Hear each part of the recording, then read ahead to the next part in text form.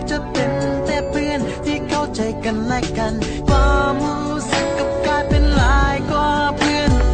ความรู้สึกนี้เป็นได้ด้วยคำเตือนบอกมีเหตุผลหรือว่าคำอธิบายแต่สุดท้ายเธอก็ต้องมาว่าเกินไปต้องไปเจ้าไปตัวอยากขัดขืนหัวใจของใคร baby ก็แต่ให้มีเธออยู่ในชีวิตก็จะสุขสมใจเกี่ยวกับต่อมันจะเปลี่ยนติดเปลี่ยนใจก็บอกให้ใครรู้ baby let me know baby บอกให้ใครรู้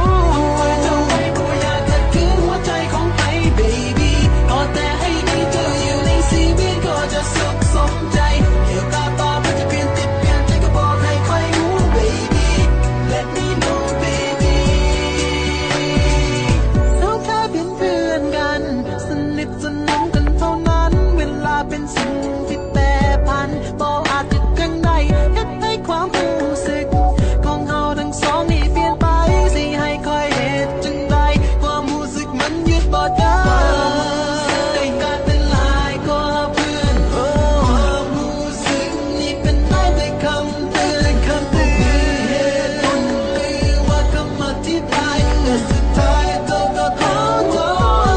ษข้างในต้องไปเจ้าไปตัวอยากขัดขืนหัวใจของใคร baby ก็แต่ให้มีเธออยู่ในชีวิตก็จะสุขสมใจเกี่ยวกับต่อมันจะเปลี่ยนติดเปลี่ยนใจก็บอกให้ใครรู้ baby let me know baby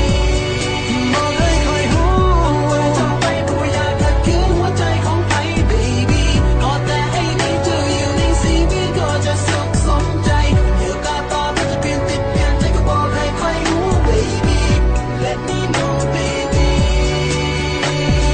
บอกตัวเองว่าใครหักเจ้าเบเบ้หักข้างเดียวเขามีแต่คอยเบเบ้ว่าอยากคัดคือหัวใจของใครเบเบ้ถ้าเลิกคุณต้องไปเจ้าไปเบเบ้เลิกไปแล้วสิเลิกจังใดเลิกกับเจ้ามันบ่ได้ดังใจความรู้สึกคือมันเจ็บคือมีไม่มาทางใจคือกับเราอยู่กลางหน้าบ่ฮู้สิขึ้นฟังใดถ้าเจ้านั้นถามเพื่อให้คอยได้เลือกสิ่งที่คอยต้องการมันก็คงจะแมนเสื้อคือมาดึงเพื่อมาจองให้ตัวคอยได้ลุกขึ้นถ้าเป็นคนที่ล้มไปแล้วให้ได้ยืนขึ้นคืนคำสุดท้ายที่จะบอกว่าลาก่อนแต่มันเป็นไปได้ขอผมบอกว่าซาก่อนบอกว่าคนที่สามมันเป็นคนที่มาก่อนให้คอยยอมหักแต่ขอคงจะบ้าก่อนถึงว่าใจเธอมี